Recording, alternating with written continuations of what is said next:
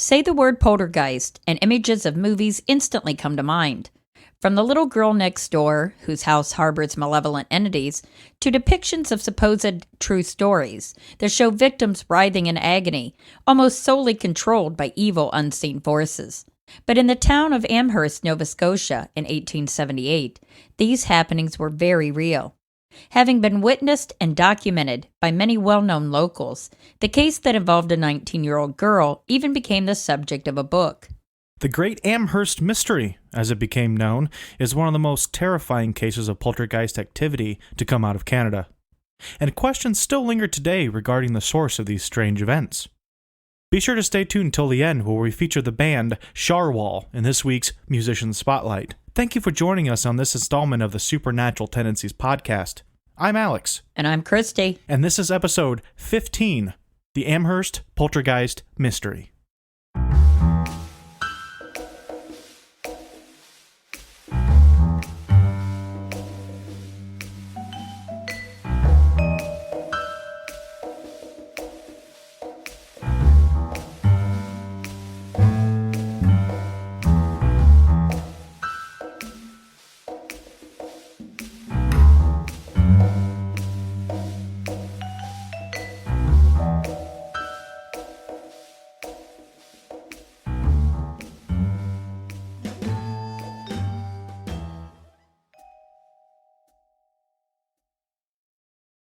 Located on the shores of the Bay of Fundy, roughly 40 miles southeast of Moncton, New Brunswick, the quaint and quiet community of Amherst looks like any other small town.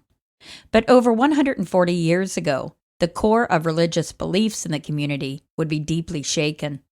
Esther Cox was no different than any other young lady at the time.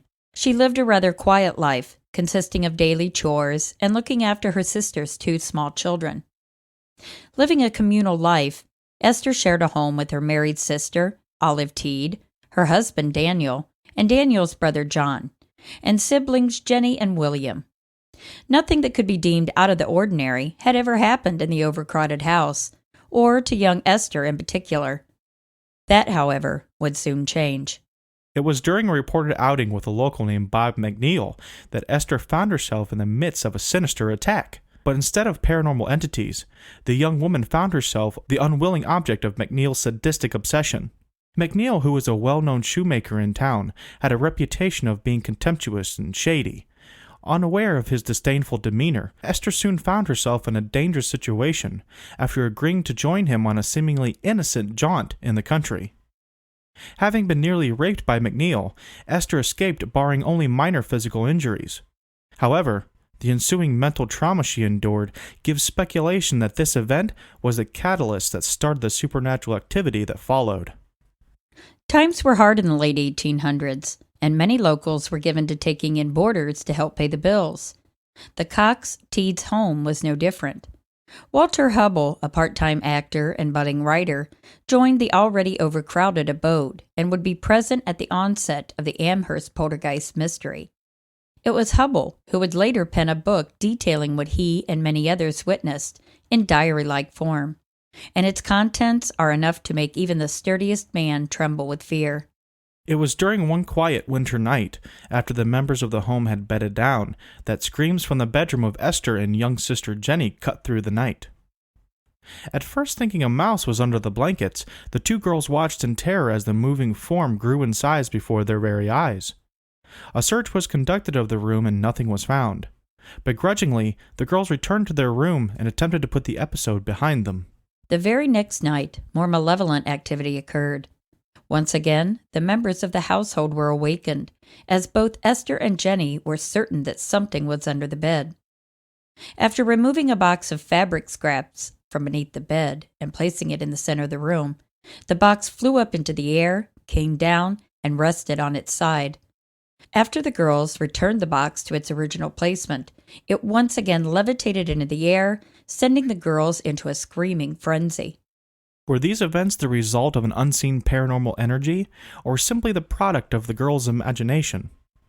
Given her recent encounter with Bob McNeil, one could certainly understand Esther being in a heightened state of anxiety and fear. Any mistaken opinion of this activity being made up was extinguished the very next night, and this time The attacker meant business. After complaining of feeling ill and with fever, Esther retired to her room early in the evening. At approximately 10 p.m., Sister Jenny also came to bed. A short time after, a shriek of horror came from Esther, awakening the family once again. Leaping from her bed to the center of the room, Esther was seen tearing away at her nightclothes and throwing herself about the room. Struggling to light a lamp, Jenny watched in helplessness as Esther's skin turned bright red and her body began swelling up. "My God, what is happening to me? I'm dying," Esther cried out as both Jenny and older sister Olive returned her to her bed. It was then that Esther began choking and struggling to breathe. The other members of the house could only watch in horror as the poor girl continued to swell and her skin, now hot to the touch, grew more and more inflamed. Screaming out in excruciating pain, Esther's eyes now bulged, and her normally thin body now felt as though it might literally burst. Suddenly, from beneath her bed came a sound like thunder, a mighty bang that caused the entire room to shake. 3 more deafening crashes followed, and it was only then that Esther's body slowly began to return to normal, and she entered into a state of deep sleep. These events were repeated 4 nights later, and as in the first attack, Esther's torture ended with the loud booms heard coming from under the bed.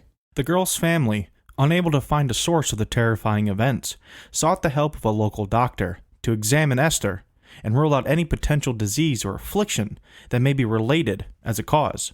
Upon entering the girl's bedroom, the good doctor was privy to an astounding sight. Esther's pillow was moving beneath the weight of her head, and nothing could be seen as being the source. 3 loud noises from beneath her bed followed, and the doctor, as well as other members of the family, witnessed Esther's clothes being ripped from her body and flung across the room. And it gets worse from there. Hearing what sounded like scratching above the girl's bed, onlookers were horrified to see the words, "Esther Cox, you are mine to kill," in letters nearly a foot high etched into the ceiling plaster. Suddenly, a chunk of the plaster was torn from the wall by unseen hands and hurled violently toward the doctor, landing inches from his feet. Returning to the home the very next day, the doctor, as well as Walter Hubble and members of the girl's family, bore witness to potatoes being hurled across the kitchen. More thunderous bangs were heard coming from the roof of the house. Nothing could be found when the doctor and Hubble went to investigate. The group could do nothing as the activity grew in intensity and became even more threatening. Lit matches materialized from thin air and dropped onto furniture. Unexplained fires erupted on the property, and furniture seemed to have a life of its own. Moving, flipping over, and even slamming into walls, the malevolent force was becoming seriously dangerous. Silverware flew across the kitchen with such force that it stuck into the woodwork, and sewing pins were seen materializing from nowhere, only to jab themselves into poor Esther's face. Invisible slap marks were also seen developing instantaneously on Esther's cheek after the mysterious loud banging noises sounded. Seeking a release from the evil entity that plagued her, Esther sought refuge at the local Baptist church. However, as soon as the preacher began speaking, loud rappings and knocks overwhelmed the sermon, leaving the parishioners beyond terrified. Exiling herself away, Esther sought to relieve her family's suffering, but no matter where she went, the evil force followed, leaving Esther devoid of peace and a victim to the poltergeist force that consumed her life. Now living in the town of Sackville, New Brunswick, Esther fell ill with diphtheria and sought comfort at the home of another of her married sisters. During this time, no paranormal activity was reported, but upon her eventual return to Amherst, the attacks began again, this time becoming even more intense. Numerous unexplained fires once again began to occur, only now the credit was taken by a spectral spirit, who threatened to burn down the house unless Esther left. Nearly a year after the mysterious haunting began, in 1879, Esther found herself now living at the home of another local family, and the enduring attacks were being witnessed by more and more people. There were even accounts reported of locals conversing with the ghostly spirit by a series of questions and answers coming in the form of rapping sounds. And a particularly disturbing incident of Esther being stabbed in the back of the neck by a clasp knife, held by phantom hands. Although some believed the attacks to be a hoax, concocted in some mysterious way by the girl herself, most were sympathetic to her plight and offered support to her cause. Soon, news of Esther's victimization reached the ears of investigators in St. John, New Brunswick, and in late March, Esther was taken there to be studied by a local group in the interest of science. It was determined that the girl was inhabited by more than one nefarious spirit. Through a series of knocks, the men were able to communicate with a ghost named Bob Nickel, who claimed to have been a shoemaker in life, and another spirit who identified himself as a relative of Esther's named Peter Cox. Unable to offer Esther any relief to her attacks, she returned once again to the home of her sister Olive, and sure enough, the attacks as well as the unexplained fires continued. Fearing the home would be lost to such fires, the Teeds landlord threatened the family with eviction. Again, not wanting to cause further problems for her family, Esther found work on a nearby farm and moved away. But her attempt at evading her spiritual attachments failed, and after a fire destroyed one of the farm owner's barns, Esther was tried and convicted of arson, which carried a sentence of 4 months in jail. Fortunately, Esther was only required to serve 1 month before being released, and there even seemed to be a silver lining to her time spent out of the public eye. Her poltergeist attacks soon diminished and eventually ceased altogether. Esther went on to marry twice and passed away at the age of 53 in 1912. Her story, however, lives on, thanks to Walter Hubbell, and is chronicled in his book that bears the name of this perplexing case. The Great Amherst Mystery, published after Esther Cox's death, remains an enigmatic first-hand account witnessed by over 16 people, who gave signed affidavits that verified the happenings as fact. So what was the source of this malevolent haunting? And even more mysteriously, what caused it to end?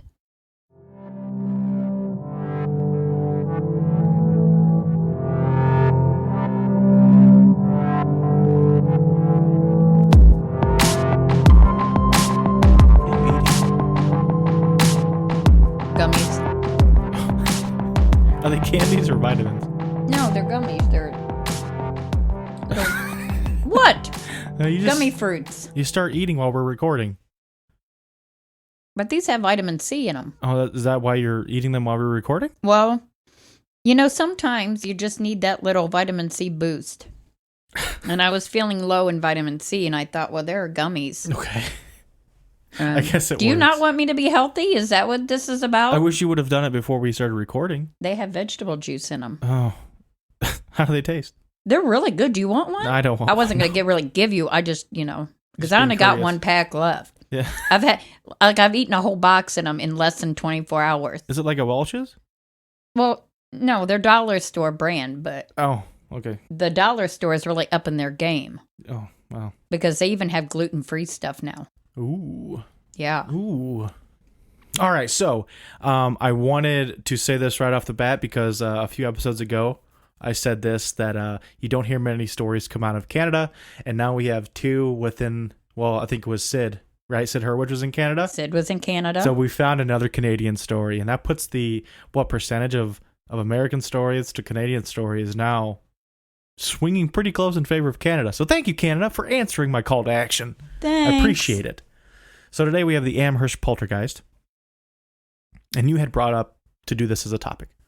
Yeah. So have you had heard about it before, or did you just kind of stumble upon it? Well, originally I just stumbled upon it, but I was really intrigued by there was a lot of information available with this case, and a lot of the older cases of anything concerning anything paranormal, it's really hard to get a detailed analogy of what happened, to the story.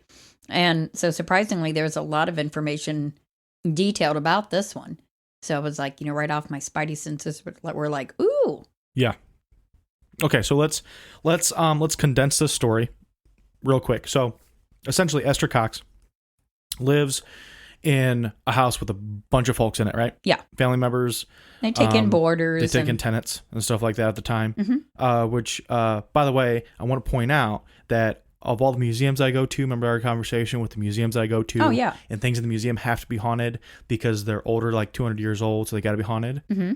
See, in my mind now, I have a mental block that if things are 200 years old and they got to be haunted, like, this is where it started.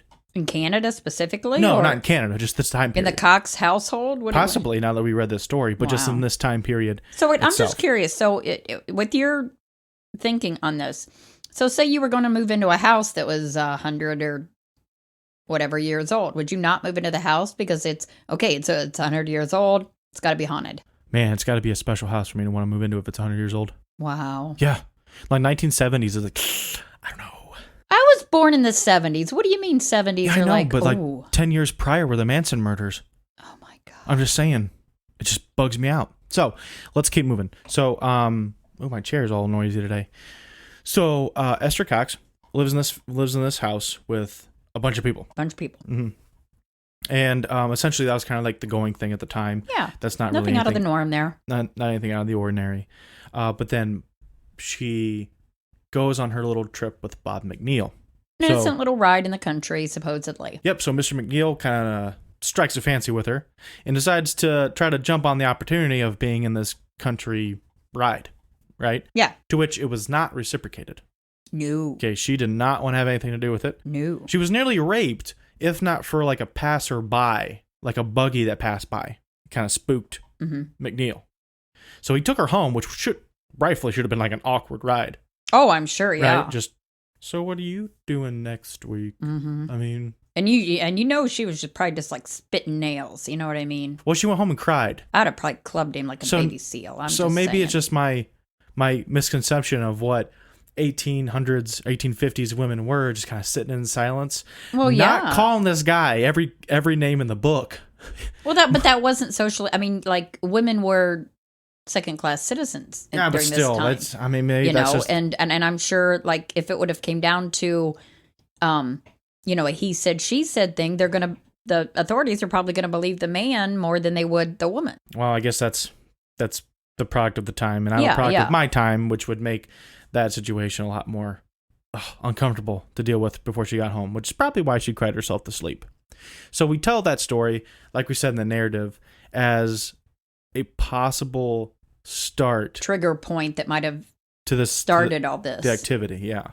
So we've I don't think we've really delved into it before, but we've kind of alluded to it, at least scraped the surface of poltergeist activity being connected with specifically younger girls. Yes. Now, usually that's a norm. Now, usually though, we see it during pre-adolescence, like puberty. Puberty, when right? Puberty hits. Now, Esther Cox though was around 18 or 19. 19, correct. So she's well into sexual maturity, right? Yeah. But this experience could have like scarred her, triggered something psychically. That's the idea, right? Because of poltergeist, and again, this is our second case, like we did with Mr. Keith Linder, where in my mind before, the poltergeist was not so much like a spirit, just a moving of objects, a thing of trickery, opening of cabinets, slamming of doors, which is usually different than like a spirit or an apparition. Exactly. Right? And that's what I think is weird about this case, because when it starts out, it seems to be a poltergeist kind of activity. But then as time goes on, it morphs into all of these various spiritual, these ghosts coming in. Yeah. And all that. Yeah. So this really is a mystery. Yeah. If we're trying to categorize something, if I'm going to give it a full go, and I'm not going to pick everything apart, right? We do kind of have to pick apart the fact that this isn't categorized as a poltergeist or a spirit. It's, again, another one of these hybrids that for some reason we seem to get ourselves into. Yeah. So the reason why that's important is, like we said, the whole idea of a poltergeist, a lot of times we see, and I'm sure you've seen some type of internet video at some point, seeing that a salt shaker moves and falls off the table, or like a chair chair moves out, or a door moves, which isn't necessarily a spiritual thing. The common thought today is it's something that maybe you are doing unconsciously, subconsciously. And this tends to, they kind of see, like, especially with like the Enfield poltergeist, which we have not covered, revolved around like younger prepubescent girls, right? Something in the psyche of hormones and spirituality with the younger girls transitioning into a sexual maturity. This energy gives them this energy pull, created, right? And this is how it manifests effectively. effectively making them Jedis. Oh my God, that's an excellent analogy. Right? I literally have not been this proud of you since you were like 11. Wow. I What did mean, I do when I was 11 that made you proud of me? I don't even remember now because this whole Jedi statement just kind of overshadowed that. Well, we're here now. I'm going to live in it. Effectively making them a Jedi. A Jedi. Okay. So, but in this case, A right? psychic Jedi. In this case, it's more than that. I mean, they're bridging the gap between a spirit, multiple spirits, and some type of evil entity. Okay. So it starts off with the little thing moving around in their blankets, right? Yeah. So they first thought maybe it was like a mouse. Yeah. And it wasn't, and it was enough to frighten them out of bed, which kind of like calmed down. They calmed them down, sent them back to bed. Yeah. And then it slowly the activity slowly crescendoed to getting crazier and crazier and crazier. Yeah. Just over a matter of days, though. Yeah. So one of the mainstays of a poltergeist case would be the rapping, the True, yeah. coming somewhere. I probably should have done that elsewhere, not on my microphone. No, by all means, go ahead and do it. I'm not even going to say anything because Okay. if I sit a coffee cup down and I make a little ding, Yep. guess who hears about it? I was trying to do the sound of it to make a sound I'll start effect. swearing at me and name calling. Well, either way. And- So I was trying to make the sound effect of the knocking noise, the rapping noise, which we will come to here in a minute because that will kind of play an important role. So we have things flying around the room. We've got these tappings and knockings happening, and it's driving everyone crazy. And then we start to see bigger and bigger things moving. More, yeah. So we more have malevolent. we have things slamming now. We have the couch moving across and slamming across the floor and slamming The against the wall. personal attack. She's getting jabbed with pins in the face and slapped. And they seem to be materializing out of nowhere. Correct. Like it's just and then sticks into her face, right? Kinda. So then we get to the starting of fires. Yeah. Right? And this is happening. The starting of fires is happening. Everyone's kind of concerned. But no one's really concerned about the fact that it could be her setting a fire. Yeah. So no one really questions it until the end of the story, which we'll get to. But still. So you have all this crap going on, and Esther basically says, all right, I'm sorry. I don't know what's going on, but I'm scramming for your guys' good. Mm-hmm. So she leaves. And this won't be the first time she leaves because she will come back. And every time she comes back, it happens again. It seems like that's a constant thing throughout Esther's life, is moving to try to get away from this, and that just never... Well, it stops. Well, yeah. And then she comes back. And then it happens again back in Amherst. Yeah. So could one argue that it's the location, the reminder of what happened, possibly with the trigger point? See, with I McNeil? wondered that. Or maybe there are some... I don't know. But you know how sometimes ley lines and things like that are thought to, be concentrated areas of some type of energy, electromagnetic energy. Can you explain a ley line? Well, ley lines are...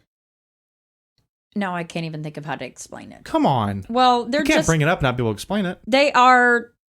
How do you say it?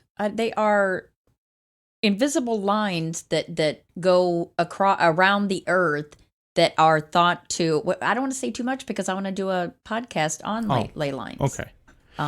Essentially, a supernatural energy grid. That we don't fully understand. That's vaguely scientific in nature, yet not proven. But you seem to see consistencies across perceived ley lines. Yeah. Okay, so we'll get into it later. Just know that. But they are thought to hold or be able to hold some type of be a source of extreme energy. So, I mean, again, I don't know, but what if that area is on an actual ley line that then intensified?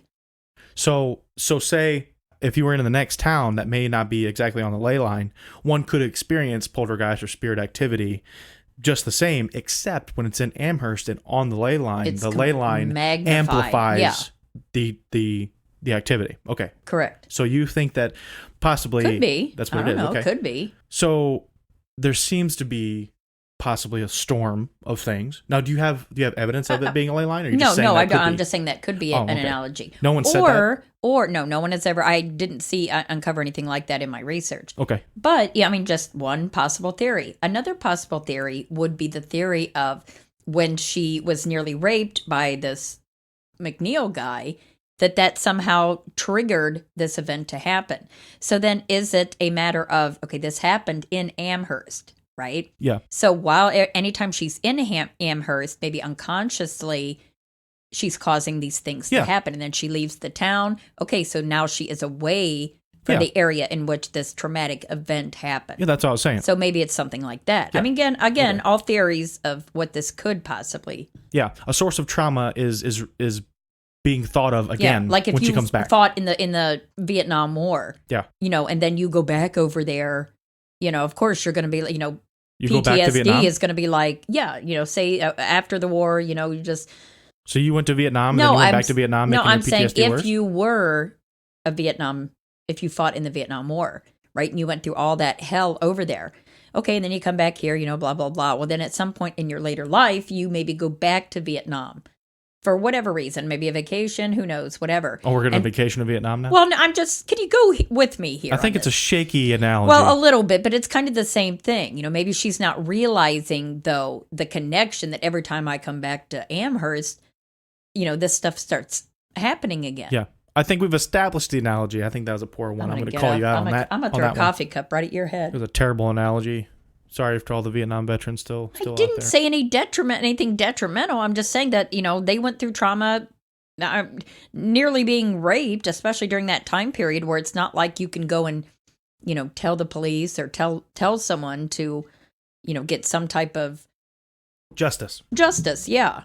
Okay, so we've established that. So now, at some point in time, on one of the subsequent times back to Amherst, things get really out of hand, and she starts swelling up, scratching herself. She's getting turning physically red. Hot to the touch, turning red. Yeah. Having seizure-like qualities, right? Mm-hmm. On top of that, they see the carvings on the wall with the quote, which was, what was it? Esther Cox, "You Are Mine to Kill." There you go. Yes. So now you have some type of physical manifestation of intelligence. Yeah. Aside from just tossing stuff. Yeah. Okay. So now we come to the theory that people seem to talk about with this with a lot of poltergeist cases would be that of seizures, right? Yeah. So then we come to the idea of epilepsy. Okay. Now I had seen on one site, they gave a Venn diagram to kind of help explain the process of elimination or the process of at least inquiry about this idea. And that you have a larger circle being established people who have seizures, have epilepsy, who it's a clinical thing. Mm-hmm. Okay. And then you have the smaller circle who have seizures, who experience supernatural activity. See what I'm saying? So so obviously it is a clinical side of they have seizures, but there's a supernatural element to it. And not a clinical element. Yes, not purely clinical. In the middle of this Venn diagram is the possible link that people try to find between them. Okay. Now I could totally get on board with this. This seems logical. It seems mathematical. It seems scientific and clinical. Okay. The only issue is if this were the only thing, if it were purely because you were epileptic, like all this was happening, I have not seen someone with epilepsy start a fire without knocking a candle over.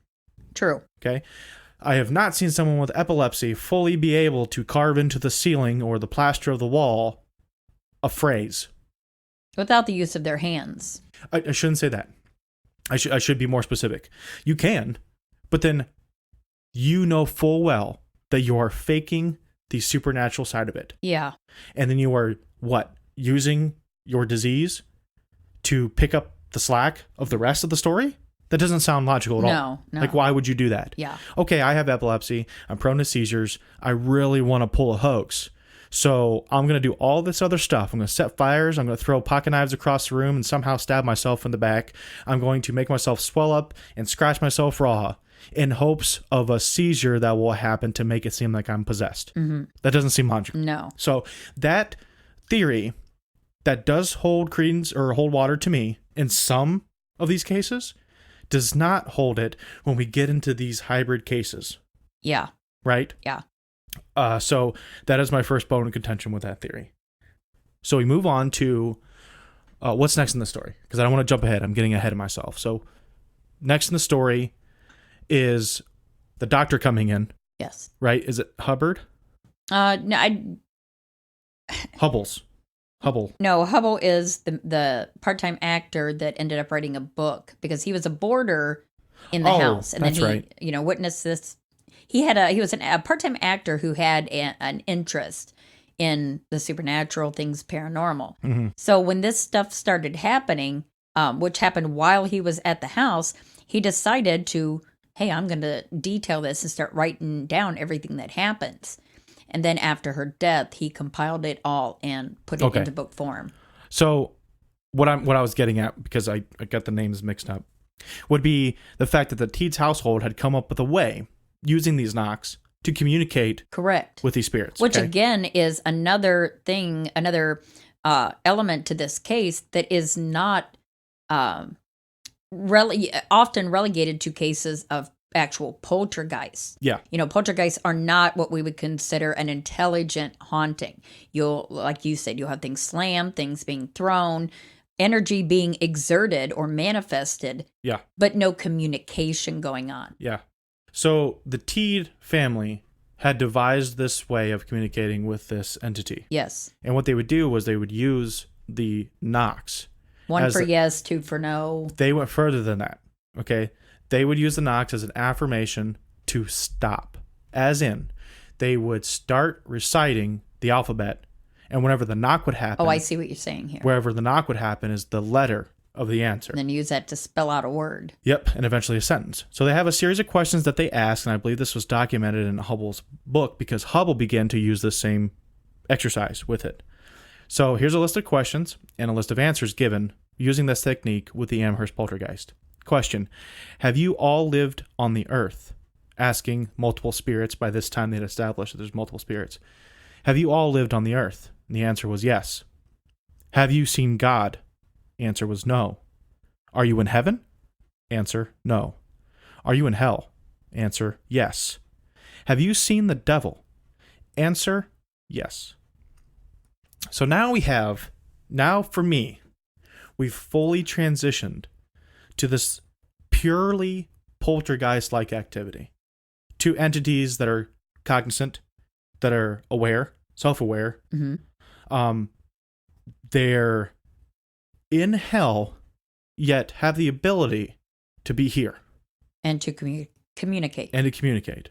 So there's so many facets of this that play into varying people's theology, the theological mindset of their worldview of how things work and how the afterlife may or may not work.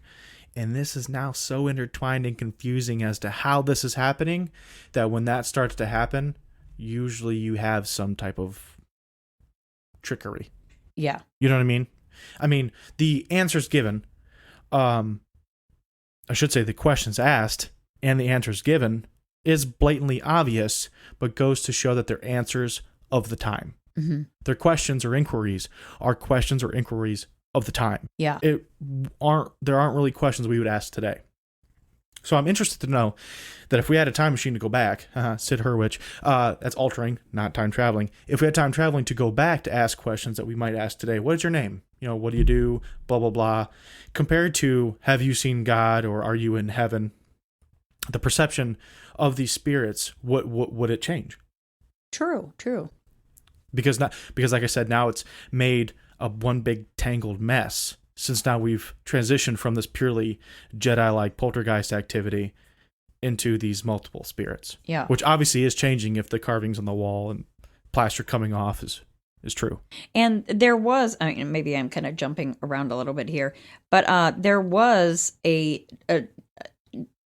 other researchers that looked at the case. In particular, I think it named a Dr. Walter F. Prince, that detailed the case and really looked at it. And it was really, in his opinion, that it was Esther Cox conducting some sort of trickery, possibly in a disassociated state. Huh. So whether or not she was aware that she was doing all of this, remains up for debate. Well, because that's the interesting part, because like we had discussed, like that's kind of the common perception of how poltergeist activity works. That you're kind of doing it. Well, no, I think he meant more of She knew she was doing it. Like and she knew how to do it? Like, have you ever heard of Munchausen syndrome? Yeah. Okay, where the mother will make the child sick to get attention. Yeah, okay, we'll make the child sick to get attention. Yeah. So it's like they realize they're doing it, but they almost don't realize that they are doing it. Do you see what I mean? So do you think like she was if there was some type of, he was convinced that there was some type of trickery that she was doing, but that maybe she was doing it and didn't really fully realize she was actually doing it. Maybe like a split personality, I'm thinking. So do you think it was totally malicious in intent? I failed to see how, even if you had someone, I mean, I don't see how she would be able to do this, but where she is laying in the bed and you've got the bed surrounded, all these people are right there witnessing this, and you have the Esther Cox You Were Mine to Kill being carved above her in the plaster. Yeah. So, I mean, like even today, if you were trying to do a hoax with something like that by yourself, it would be hard to do. But especially in the late 1800s, it was like, no, come on.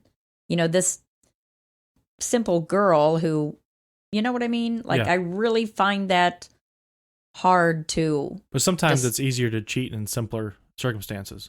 I'm just not seeing that. I don't know. That's not my feeling on this case. Yeah.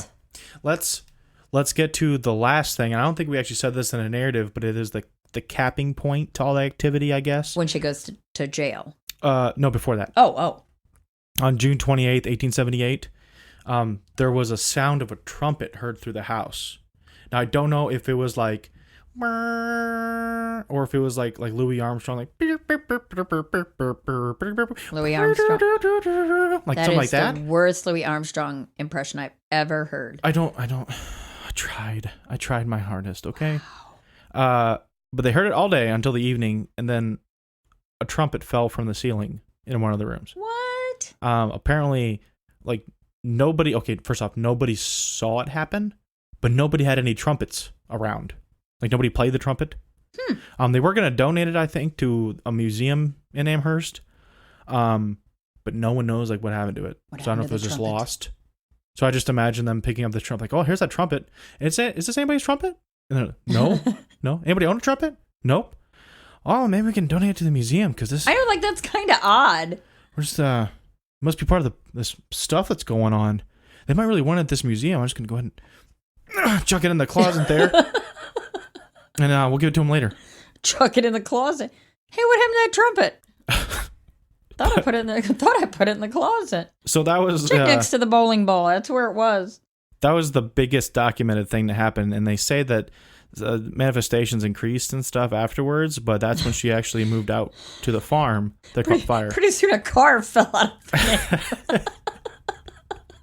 Okay, I'm gonna pull this right now. I'm gonna pull this right now, and it's not a family friendly pull, but in Dogma, when Chris Rock falls out of the sky, and Jay goes, "Beautiful big titty women just don't fall out of the sky, you know." Yeah. $250,000. Well, what's that one car? Oh, the Bugatti Veyron. $250,000. Bugatti Veyrons don't just fall out of the sky. Right here into my backyard. So she ends up moving to the farm. And one of the barns catches fire, which is interesting because, like we said up until this point, most of the activity that happened like in Amherst, when she would move, nothing would happen until she moved back to Amherst. Yeah. And then it would happen again. So this was the first, at least real big thing. I mean, it was pretty big. Burn a freaking barn down. Well, yeah. And it wasn't in Amherst.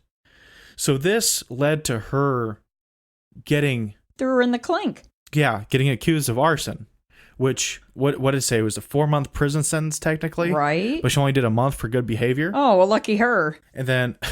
I'm sorry, but that pisses me off. Why does it piss you off? Well, because... My God, the woman is shuffled around and fires and pin stabbing her in the neck and everything else. And now, guess what? You're going to jail. Like... I won't tell you what I want to say right now, but bleep me. Oh, yeah. Seriously, like really? Oh, man. Why not? So she only goes for a month, though. And then She only goes for a month. You say it's so lighthearted. She only went for a month. In the late 1800s, prison or jail conditions, but she only went for a month. I don't know Canadian jail conditions. Stop your crying. Stop your crying. I don't know Canadian jail conditions in the 1870s. I don't know what they were like. Jail conditions. Well, look at was it Norway or Sweden today? Not that bad. Or it's basically a spa. Yeah. I'm going for a month at that. There's like a maximum sentence you can do, like no matter what. They kick you out. Yeah, like Vars. Is it Vars from shoot. You can't come back. From I don't know what kind of accent that was. I Surely don't know. not Scandinavian or no, Norway. Not even close.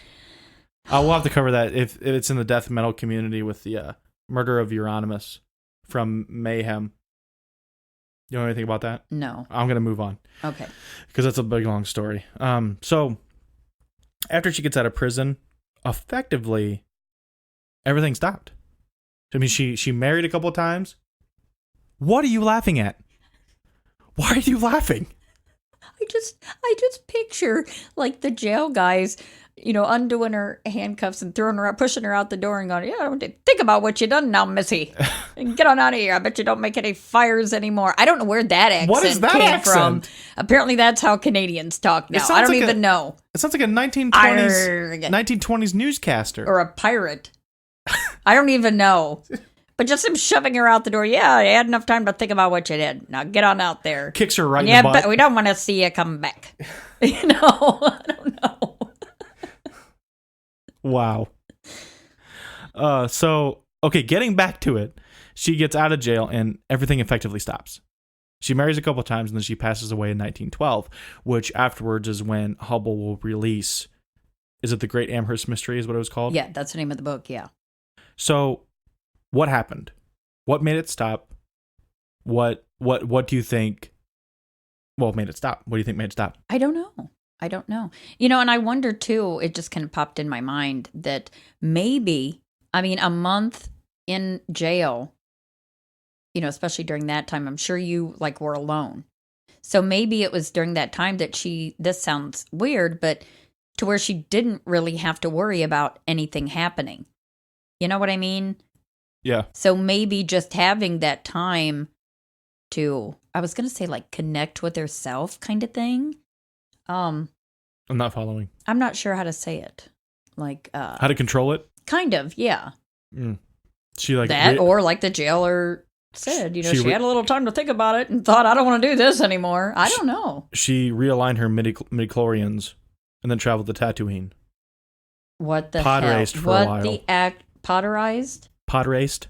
What is that? Never mind. I think you make a lot of these words up. Because I'm going to Google it later. This is what I want to happen right now. If you've lasted the entirety... That's goodbye in German. What are you doing? I didn't do that. Uh-oh. our Google voice just went off. They're listening. You said you thought I made up the word, and Google is like, no, he didn't. He's speaking German, which I'm not speaking German. Which I'm not speaking German.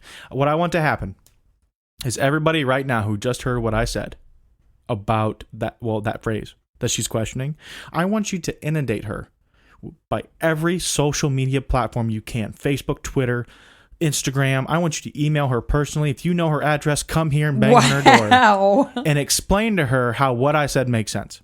That's all I'm saying. There won't be one damn person that's going to respond to that because no one understood what that meant. I know one person who will, either he may have some issues with the technicalities of it. He'll know what it is and he will explain it in the group.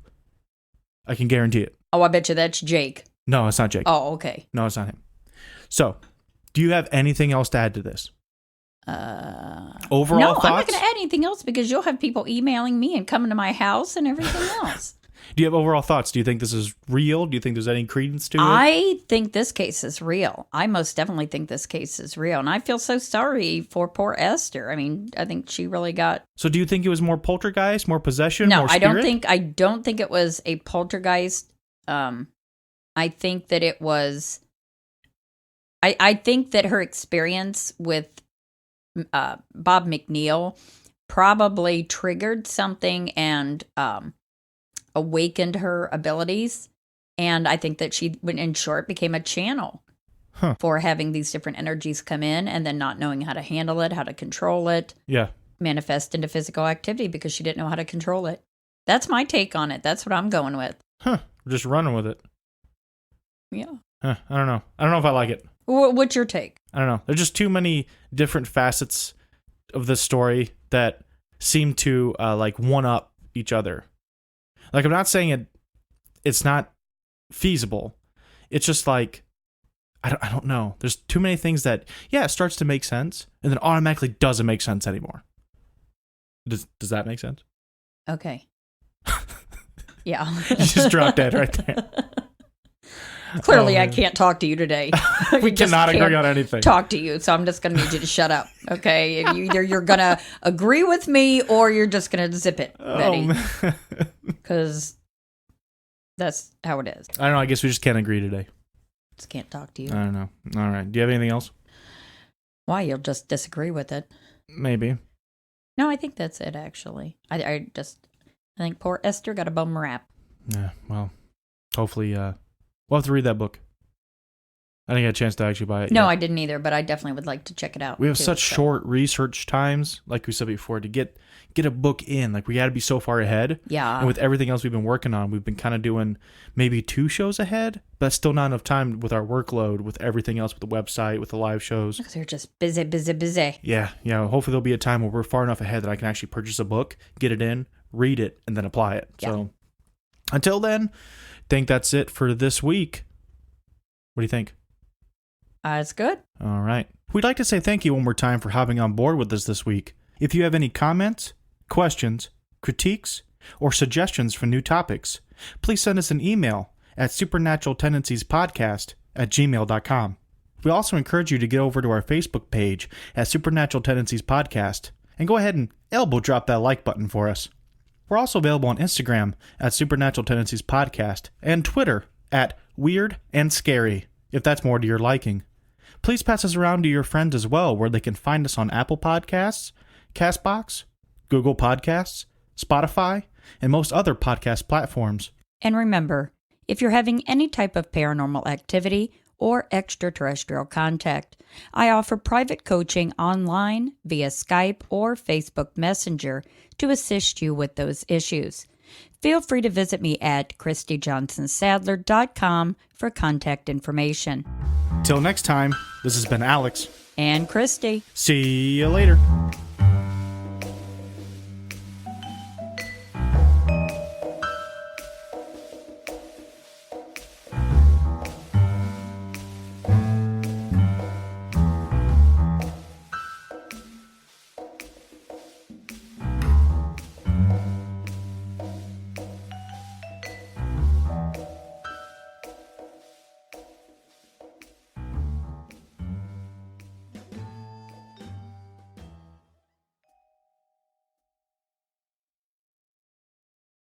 And thanks for sticking around again for the Musician Spotlight. And finally, we got a little change.